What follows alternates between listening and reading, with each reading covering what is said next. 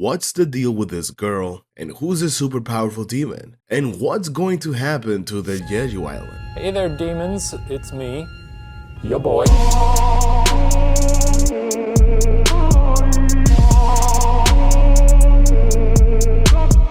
Because you guys asked for it, I bring you Solo Leveling Part 3 recap in a few minutes.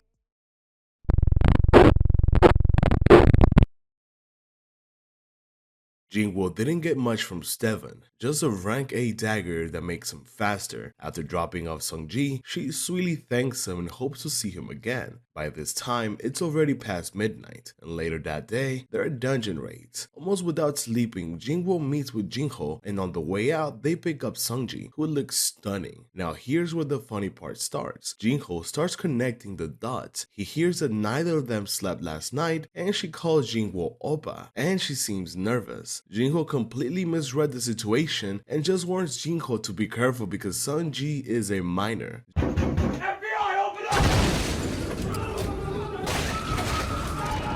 Jinho has no idea what he's talking about. At the dungeon, Jinho is shocked to see Jinho's shadow soldiers for the first time. He's even more stunned when he realizes that the shadows are going to do all the work for him. Meanwhile, in the USA, inside a dungeon, a squad of elite A-rank hunters are completely wiped out. But here's a twist. The one who defeated them isn't a monster, but a Korean hunter who disappeared years ago inside a dungeon. With the little English he knows, he tells the last conscious hunter that he's Korean and just wants to go home. Back in Korea, Jingwo and Jinho celebrate finishing their 19th raid with some barbecue. Our protagonist asks Jinho what he means to him, and Jinho explains that even though he has an older brother, he's never felt close to him, but Jingwo saved his life. So to him, our protagonist is more than a brother than his actual sibling. This totally moves Jingwo, and from that moment on, he starts seeing Jinho as his little brother. Meanwhile, John Hu, an S-rank hunter, is dodging the press after the Red Dungeon incident. He gets a call from another S-rank hunter, Min Byung-yu, who reminds him of a past disaster. 4 years ago, an S-rank portal opened on the Jeju Island in Japan. It was a catastrophe. Even with multiple S-rank hunters, including Jung-ho and Byung-yu, the raid failed. Many died, and the survivors barely escaped alive.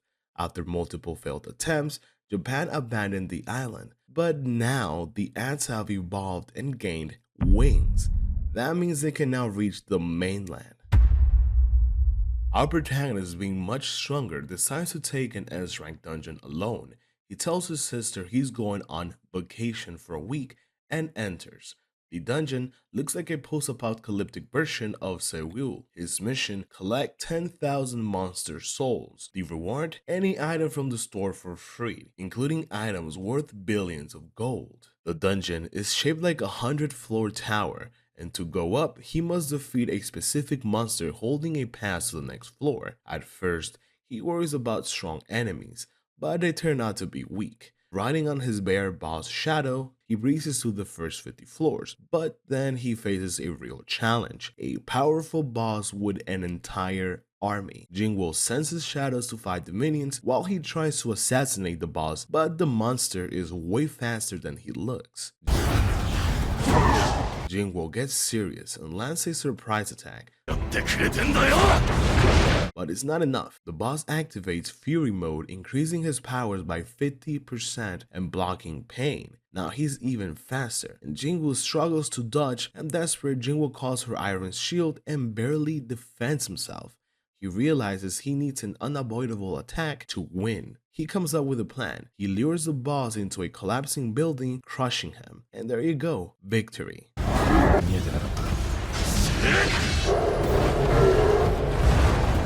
The rewards: a rare material for crafting high-rank weapons, a pendant that boosts his stats, and a magic orb that increases magic abilities. But Jingwo doesn't use magic. Then he realizes he can give the orb to his mate Shadow, boosting its power. Now he understands that his items can also enhance his shadows. Meanwhile, in the USA, the government has Sung Il in custody, the missing Korean hunter. They think he might be a monster in disguise, so the only S-rank hunter in America who speaks Korean is Dong-soo, so they call him in to interrogate Sung Il. Dong-soo asked how he survived 10 years in a dungeon. The records say he is dead. Is he an undead? Sung Il simply says no and instead asked, how much do you really know about monsters? He explains that portals and dungeons are just a small glimpse of a much bigger danger, and that evil has recently awakened. Dong-soo mocks him, asking why they don't just team up. But Sung Il tells him that numbers don't matter. Reckless people will just get manipulated, and then he throws in a final insult. You should already know that since you're somewhat strong. Dong-soo gets extremely angry at being underestimated. Then he checks the records again and makes a shocking discovery. Sung Il is Jingwo's father.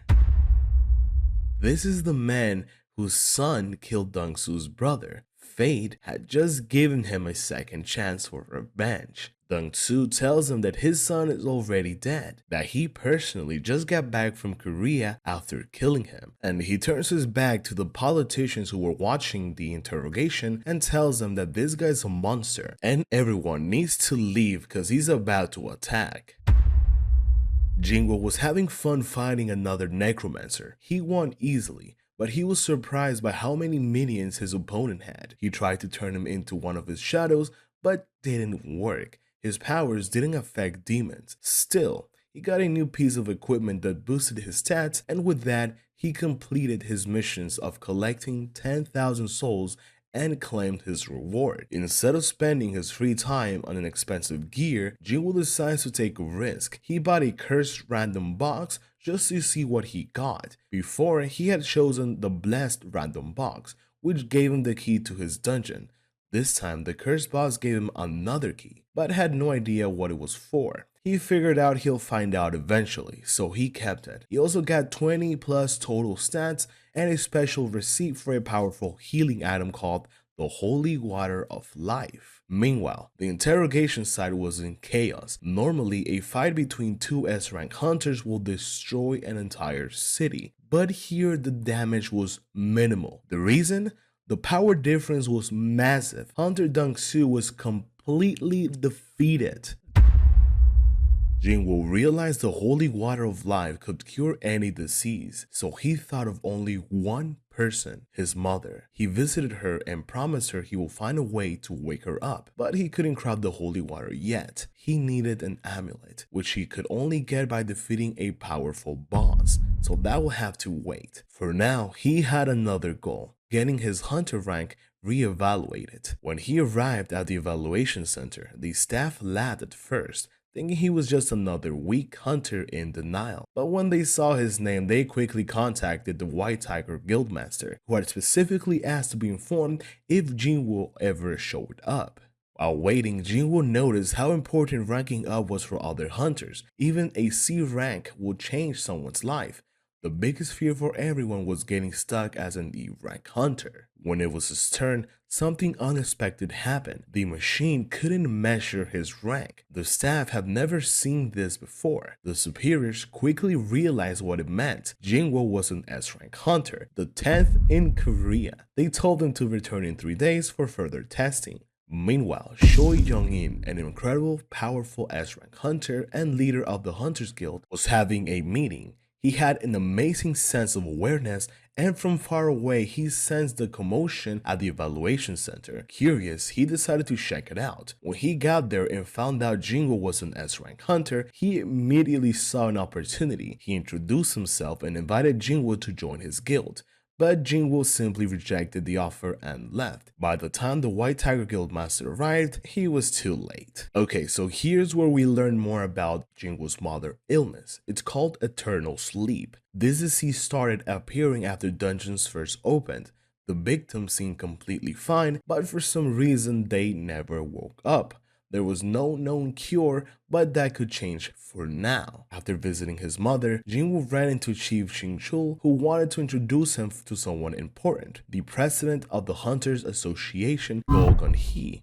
another S-rank hunter. During their conversation, Jinwoo learned a secret. The re-evaluation process was a trick. The Hunters Association used it as a way to stall for time. Since their guild couldn't afford much money or fame, they needed a way to meet strong hunters before major guilds could recruit them. Mr. Gun-hee was very interested in Jinwoo. He explained that the association couldn't offer wealth or fame, but they had another mission: to keep dangerous hunters in check. The 5 major guilds in Korea were evenly matched, and keeping the balance was important. But if Jinwoo joined one of them, the balance would break and lead to chaos. Jinwoo thought about it and agreed with his reasoning, but in the end, he still refused the offer. Gun-hee is disappointed and thinks that Jinwoo rejected his offer because of the money, but the real reason was something else, something very simple. In fact, Jinwoo just wanted to keep fighting in dungeons, and he wouldn't be able to do that if he joined the Hunters Association. This answer gives the chief goosebumps, and he realizes that there's no need to control the guilds. Hunters belong in the dungeons, and balance will come naturally. He was so happy and impressed by Jinwoo's response that he canceled all his meetings that night and went out to drink with Jinchul. Now we see satisfying images of Dong-soo being completely destroyed and ending up in this state. We also see how Dong-il gives him a warning: never come back to Korea, not for my son's sake, not for mine, but for your own good.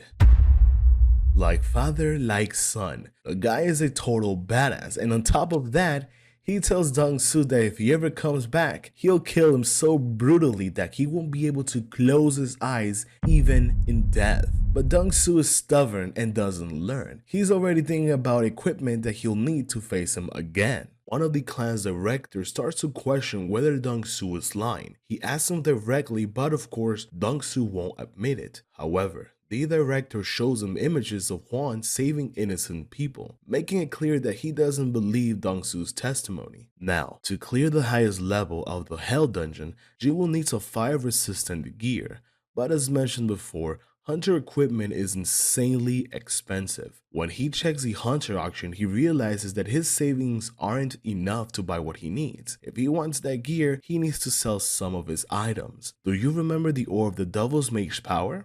Well, the best Mage's item available only increases stats by 50%.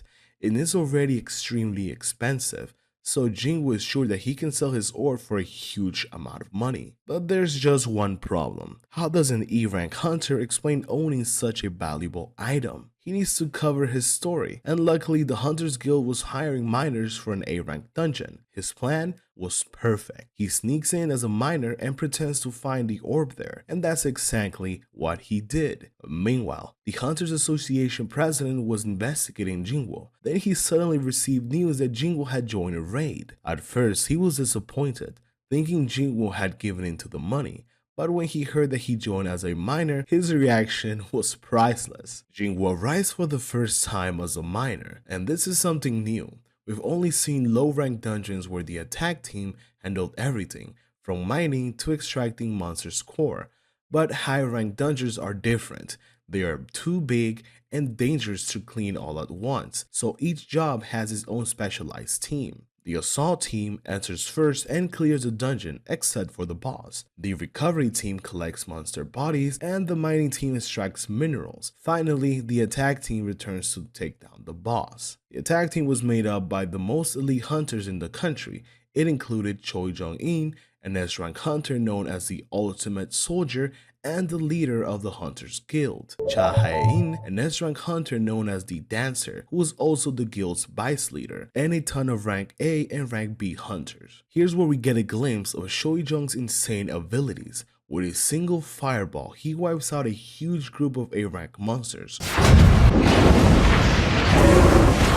We also see the flawless teamwork of his squad, following their leader's command perfectly, and through a command from Jinwoo, we learn that Cha Hae-in is even stronger than Choi Jong-in, so much that he even compares her to the president of the Hunters Association. Once the attack team finishes, the workforce moves in. And it's funny, even among miners, Jinwoo still gets discriminated against for being an E-rank hunter, but with one single look, he shuts up the guy mocking him, and when they see how fast he works, they can't believe it. After several hours, the mining team takes lunch break. This is Jingwo's chance. He tells them that he already ate and stays behind to investigate. He wanted to see the A-rank dungeon boss, a giant monster. It was definitely stronger than anything he had faced before, and he was itching to test his strength against it. But that would be a dirty move. The Hunters Guild paid for this raid, and killing the boss himself will cost them a fortune. As he was making up his mind, Shahai suddenly appeared. He asked what the hell he was doing there, and Jingwu immediately hides his weapons, but she caught a glimpse of them, since it was only for a second, but she wasn't sure what she saw. Jingwu plays dumb, saying that he got lost, and Sha believes him. She warns him to immediately leave because this is the boss chamber. If he wakes up, everyone will die. Jingwu apologizes and rushes out, but then something shocks Shahai in. She stops him and sniffs the air. He smelled good and she couldn't believe it. Okay, let me explain this. This gets revealed later to our protagonist. Some awakened people develop a sensitivity to smell, and to them, hunters have a disgusting, unbearable stank. But Jingwu was different. He smelled good. Jingwu couldn't help but wonder, was this the same thing that happened with the Hyakis, who were surprised that he couldn't hear that mysterious voice? The raid continued successfully, and the mining chief is so impressed with Jingwu's work that he offers him a job. Of course, Jingwu declines. The chief is disappointed, but he asked him if he can at least join them tomorrow's raid. Jingwu is shocked.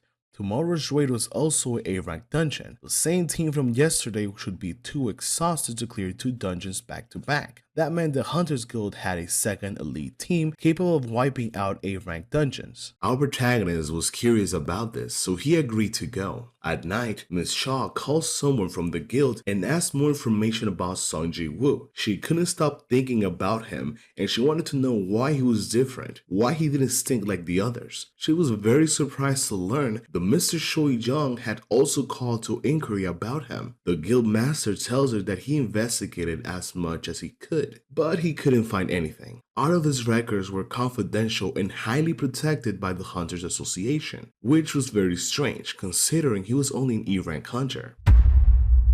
If you remove the 2 S ranks from the main force, the B team of the Hunters Guild would be at the same level. Here, Jing was presented with a great opportunity.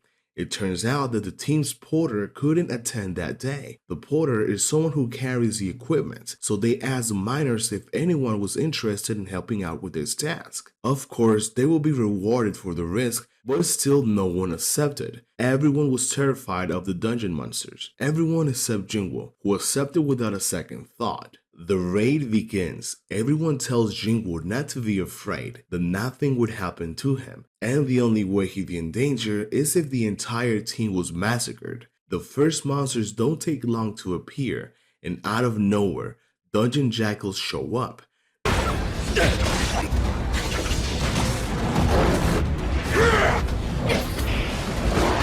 They managed to defeat them easily, but they don't understand why they were there. You see, dungeon jackals are C-rank monsters, meaning that in an A-rank dungeon, they will be devoured by the other monsters. Even if they moved in packs, they wouldn't be able to hunt any other species, so they had no way to survive. Analyzing the corpses, Jingwo realizes something. These jackals had collars. Someone or something was taming them, and just as he suspected, a group of high orcs appear and everyone freezes. This because a single high orc has about the same power as an A-rank hunter, and what they had in front of them was 22 high orcs. Their attack force only had 17 A-ranks, and the B-ranks had no chance of defeating them.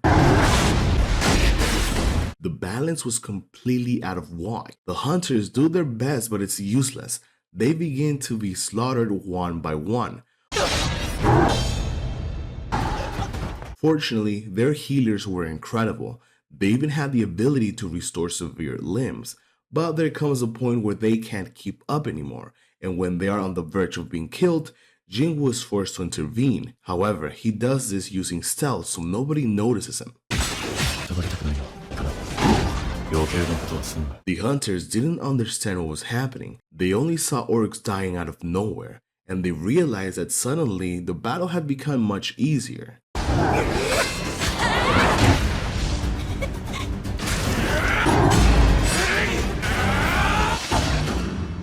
The only one who realized the truth was this Meg, as she had the ability to see through stealth. But she assumed that Jingwoo had some reasons to hide his ability, so she let it go. After surviving the hard orcs, a difficult decision arose: continue the raid or retreat.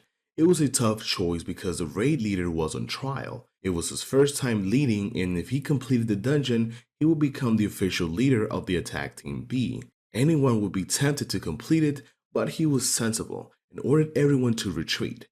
The problem was the portal exit had been sealed with magic. The maid could open it, but she will need some time. But when they tried, a curse fell upon them. Before they realized it, they were surrounded by an entire army of high orcs. The weird thing was that these orcs could speak, although later we find out that they weren't actually speaking. Instead, the dungeon boss was talking through them.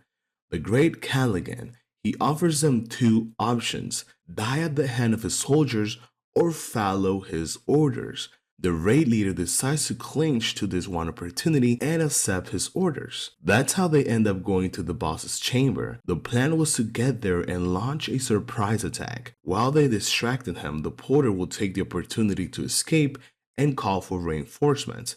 One of the hunters even hands him a lot of money and asked him if he could give it to her family. Everyone here was willing to give their lives in this raid. Meanwhile, Hunter Sha arrives at the portal looking for Jingwoo. From the team leader, she learns that he's inside the dungeon. She wonders if he has gone mad. A mere E-rank hunter serving as a porter in an A-rank dungeon? But then she starts connecting the dots. Maybe the time she saw him with a weapon wasn't a mistake. Maybe he was a spy, or maybe he was hiding something. So she decides to enter to find out. However, since she wasn't planning on going into a dungeon, she didn't bring her weapons and had to enter with a pickaxe from the mining team. Inside, everyone is taken to the throne of the Great Callaghan, where they realize they're surrounded by hundreds of high orcs. Their plan was to get there and wait for the boss to lower his guard so they could attack by surprise. But when they felt Callaghan's energy, they understood this was ridiculous. They didn't have the slightest chance of winning. The raid leader gets angry when he hears Callaghan say that they were just entertainment for him. So he signals the attack, but no one follows him. With minimal effort, Callaghan stops his attack and, using his gravity magic,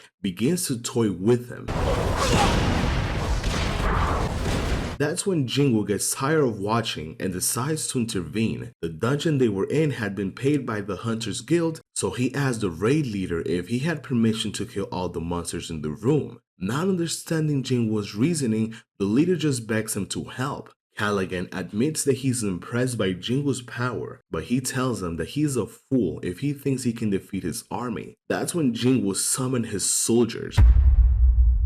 Now that Jingwoo had reached level 79, they were much stronger than before. All of the hunters were astonished by what they were seeing, especially because they can't understand why someone so powerful was working as a porter.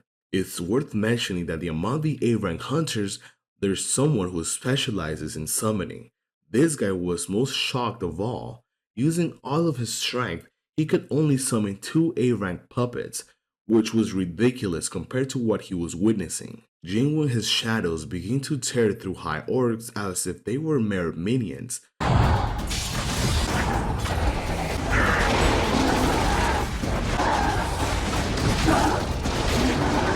The problem was the other shadows. Since they were strong enough, they were being slaughtered. Callaghan simply tells them that it's useless, that his army is at a disadvantage, and that even if he could regenerate it with mana, at some point he will run out. Jingwoo just smiles and tells him that his mana is nothing to worry about. This time was different from when he did the class change mission. Now he had no restriction in the chop, meaning he could buy whatever he wanted during the fight. In other words, he had unlimited mana. Callaghan begins to tremble as Jingwoo turns his high orcs into part of his shadow army.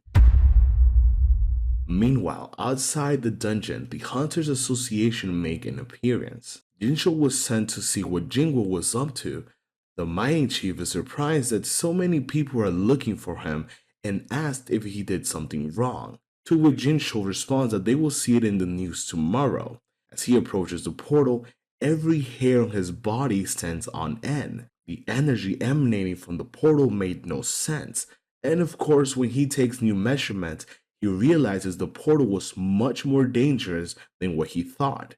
Even among A-rank portals, this one was much superior. With two S-rank hunters, there shouldn't be a problem, but Jincho doesn't want any calamities, so he enters with his team while reinforcement arrives. Callaghan couldn't believe that a human has such strength and begins to wonder if Jinwoo might be a monarch. But before he can think further, the system seems to center him, and immediately he turns into the simple idea that he must kill humans. Jinwoo's army was having a great time.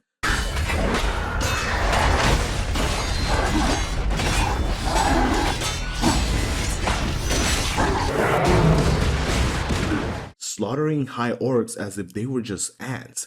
The hunters also try to help, but Callaghan stops them with a curse. Frustrated, he tries to curse Jinwoo as well, but thanks to the system, all effects are repelled. With no other option, the boss decides to go all out. He uses all of his resources and transforms into a giant monster.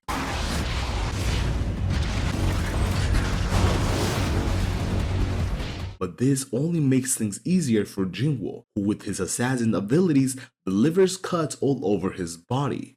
Finally, Miss Shaw appears and can't believe what he's witnessing. Obviously, Jinwoo's abilities were those of an elite class warrior, but how is it possible for him to also have such amazing abilities for summoning?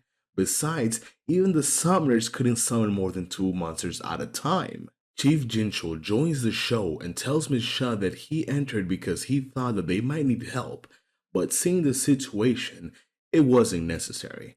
Jinwoo was clearing an A-rank dungeon completely alone. The dagger attacks weren't very effective since the monster was too big, so he decides to use his fist.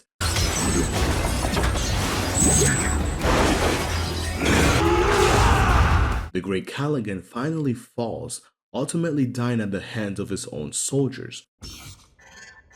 The orcs left behind a ton of rewards, but Jinwoo didn't want to be too greedy since the dungeon belonged to the Hunters Guild. However, he did take the boss's shadow, which turned out to be even stronger than Igris. The protagonist was so focused on the battle that he completely forgot that everyone was watching him. When they all started bombarding him with questions, the Hunters Association immediately intervened. They declared that everything that happened was confidential as well as anything related to Jinwoo. They told everyone that they will receive an appropriate explanation later. If they wanted to know more, they should also contact the association directly. The best part is Miss Shaw, who wonders if he might have thought that she was weird for walking around with a pickaxe. After all of this happened, the raid leader reports what happened to the guildmaster. Choi Jong-in couldn't believe it.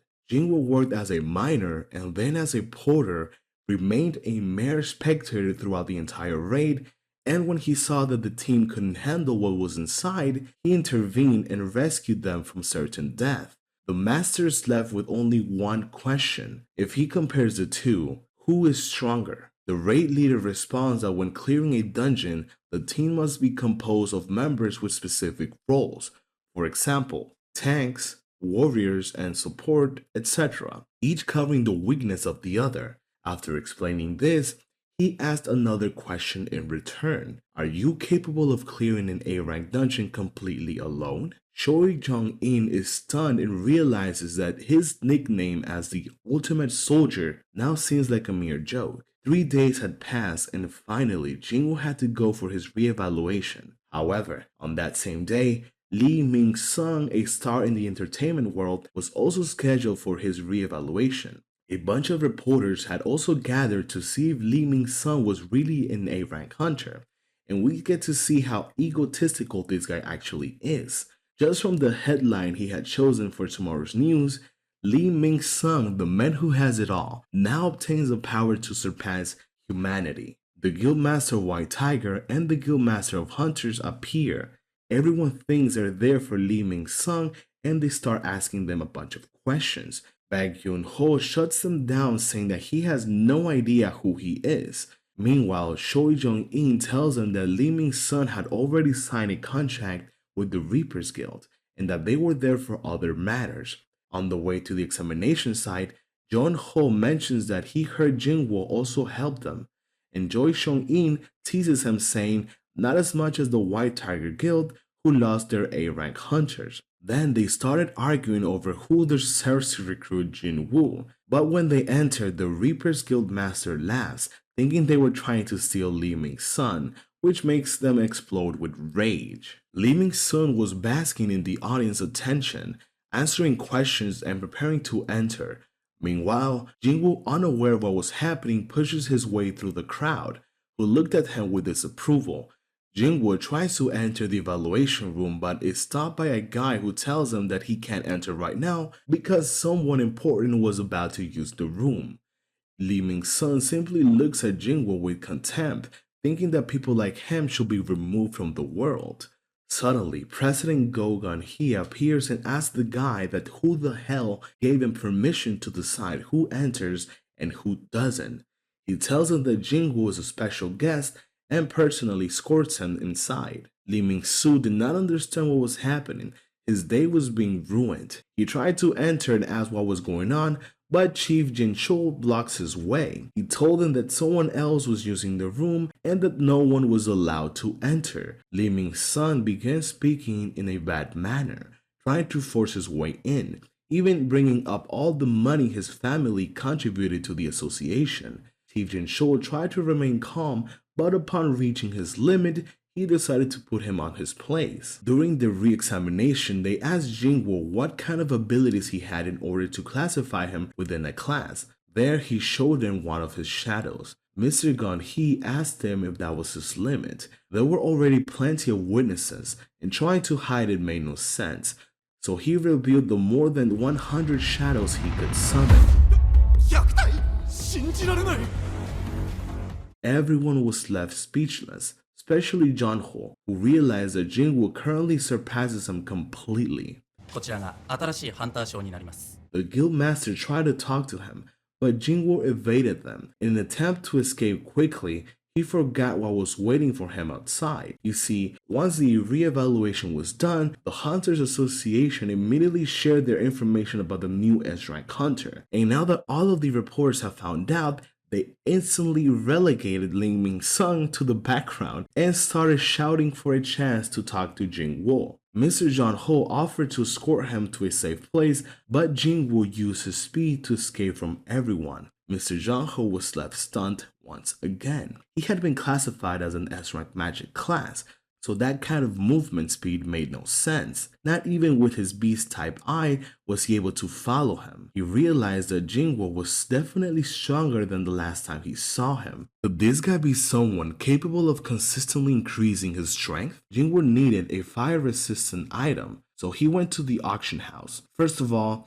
he showed them the red orb he had. The appraiser was amazed by such a piece and knew that without a doubt, Choi Jong-in will pay a fortune to try to obtain it. So he tried to convince Jingwoo to leave it in his hands, saying that he will ensure to get the best price at the auction. However, the protagonist was still a bit skeptical, so he told them he will think about it. Now, he asked them about the fire-resistant equipment, and they gladly showed it to him. Something to highlight here is that the armor was protected by an ultra-resistant crystal, capable of withstanding even the most powerful blows from an A-rank hunter. Jingwoo did not believe this, and the auction house manager challenged him, saying that if he managed to break the crystal, he could take everything inside. Jingwoo decided to try, but upon feeling the protagonist's power, the manager immediately stopped him, saying that it was just a joke. He began sweating coldly when he saw that without even touching it, the crystal had already cracked. Now Jingwoo went to check out the weapons and could not believe that daggers weaker than the ones he had could be worth such money. Then he understood that the items he bought in the store for a few millions were worth far more in real life. In the end, he did not leave the red orb, but bought everything he needed and left. The reporters were desperately trying to talk to Jingwoo and had surrounded his entire house. He couldn't even peek out the window without causing chaos. Jingwoo was very annoyed and decided to go out put them in their place when they had the audacity to even knock on his door. But when he opened it, he found out it was Jingho, who had been kicked out of his house. Okay, for you to understand, we need to go back in time a bit. Jingho had completed his guildmaster exam, and with his permit in hand, he went to his father to convince him to let him take charge of the guild instead of his brother. But what he did not expect was that his father knew he had been helped by Sung Ji-woo. However, he liked his son's attitude, so he decided to let him have the guild, but only if he managed to recruit Sung Jin-woo into their clan. Jin-ho then told everything to the protagonist and invited him to the clan, but Jin-woo had other plans in hand. He had decided to start his own guild and wanted Jin-ho to be his vice master. And so it was. Jin-ho decided to be the vice master of Jin-woo's guild. The reason his father wanted to establish a guild was not for money, but for protection. He foresaw that in the future, laws and government would be useless in protecting civilians from hunters.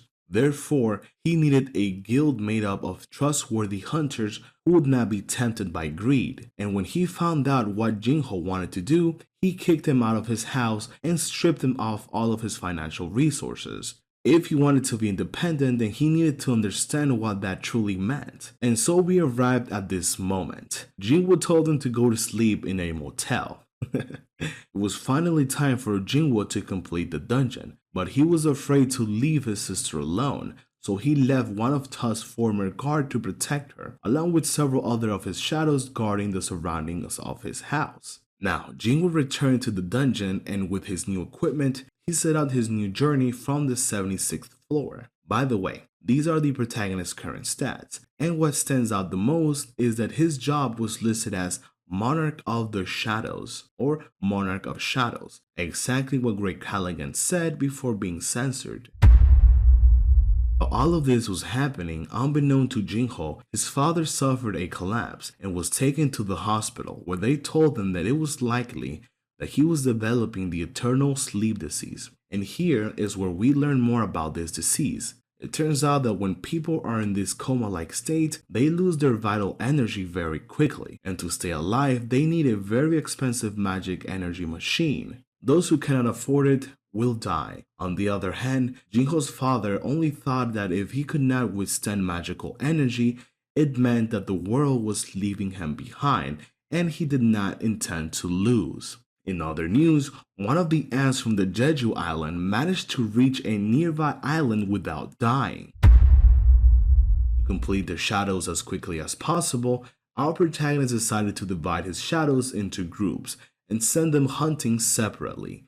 Each group consisted of one of his most powerful shadow and some minions, resulting in these 6 groups. Unexpectedly, this plan worked out much better than expected. He quickly started gaining tons of experience without doing anything. Not only that, but his shadows also started leveling up. The dungeon was being cleared at an alarming rate. However, they could not find the permit to ascend to the next level. Suddenly, his shadow group started getting massacred one after another. They were being wiped out so badly that Jin-woo preferred to recall them rather than continue wasting mana to regenerate them. Studying his rival's attack, he realizes they follow a pattern and only attack groups they can defeat. That way, he discovers who the next target will be, and after seeing their enemy's strength, he appears and destroys them.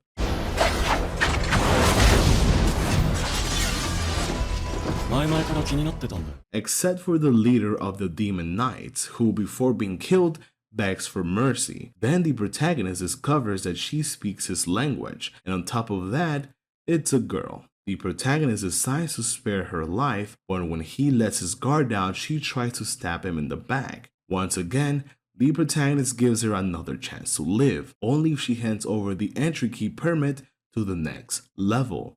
She tells him that of course the entry permit is kept by her clan in another place. If he takes her safely to her father, the clan leader will give him the permit, and she can also tell him where the permits for the upper levels are. Jin-woo thinks it's a good idea, but first he uses his bloodlust skill to install fear and ensure she doesn't betray him. Before continuing, the protagonist feels curious and wants to know more about her. She introduces herself as Lady Asil, the firstborn of the Radir clan.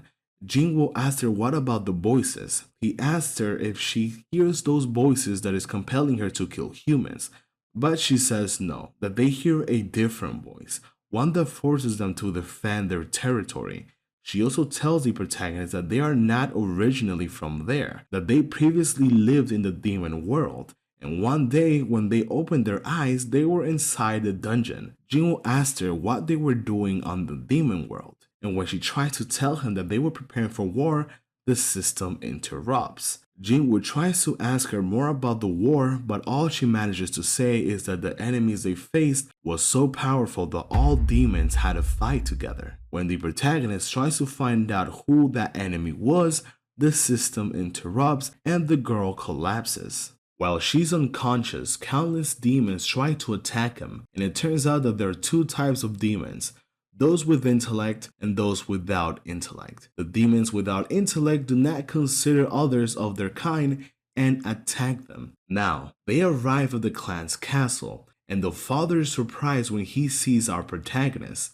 He immediately asks his daughter why her guests entered his castle with an army, as he could see Jingwoo's shadow even though they weren't summoned. Everyone prepares to attack, but Jinwoo explains that he only came for the entry key. If they give it to him, he will leave peacefully. The clan leader begins to think about it. That man was the one killing demons and climbing the dungeons at an alarming rate. His clan, despite being powerful, was the weakest of all the dungeon clans and probably didn't have enough strength to face him. If all he wanted was the entry pass, that was the better option. Then Jinwoo tells him that he also wants to take his daughter. The clan leader gets very angry until Jinwoo explains that he only wants her as a guide, so the leader agrees. Now that Jinwoo is going with her, he receives a system notification asking if he accepts the demon to join his party. This way they will share the experience gain and several other benefits. Together, they embark on the journey to the next levels, each guarded by a different clan. The girl, who already knew the leaders of all the other clans, planned to bring them gifts so that Jinwoo could talk to them and obtain the pass to the next level. However, Jinwoo ignores her plan and starts destroying clan after clan. This is how they reach the 90th floor. Lady explains that the clans awaiting them are extremely powerful, so it will be more convenient to talk to them. But Jinwoo explains why he was doing all of this. He was doing it because he didn't want the other clans to invade the girl's clan, so he would eliminate them all and elevate her clan to number 1 simply because he liked her. Meanwhile, in Japan, the ant I mentioned before reaches an island and manages to kill hundreds of people. Many hunters try to stop it, but they're simply incapable. The Japanese Association deploys hundreds of hunters to eliminate the ant, but in the end, only one A-rank hunter is needed to finish it off. Jeju Island is very close to several Korean islands, so Mr. Gun-hee is worried that some of them might reach there as well.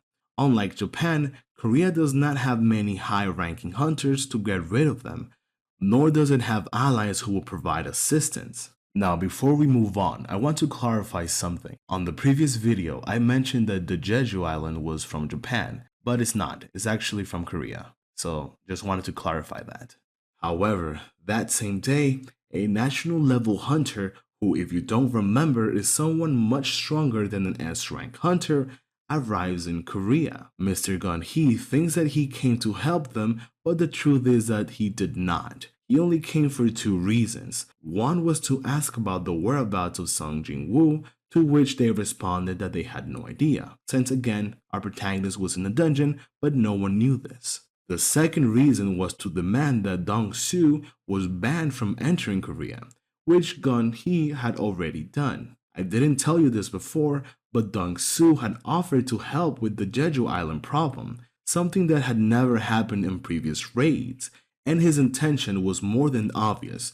He wanted to take the opportunity to attack Jinwoo. Back in the dungeon, Icarus and Tank had gained so much experience that they reached their maximum level and were able to rank up. Now Icarus had the strength of an S-rank hunter, and Tank had the strength of a high A-rank hunter. As Lady had told them, from the 19th floor onward, clearing the dungeons became much more difficult, to the point where his weaker soldiers were being massacred so quickly that it wasn't worth summoning them. Jinwoo decides it's best for the girl to return home, but she wants to stay with him until the end. This is how they finally reach the 100th floor and now all that remains is to defeat the Great Demon. Okay guys, I'll be leaving the video up to here. After this, many things do happen. For example, Jingle rescuing her waifu from a Japanese hunter that wanted to attack her. We also have his mother waking up from the eternal sleep, as well as the Jeju raid finally beginning. But all of this happens on the next video. Don't forget to drink water. Goodbye.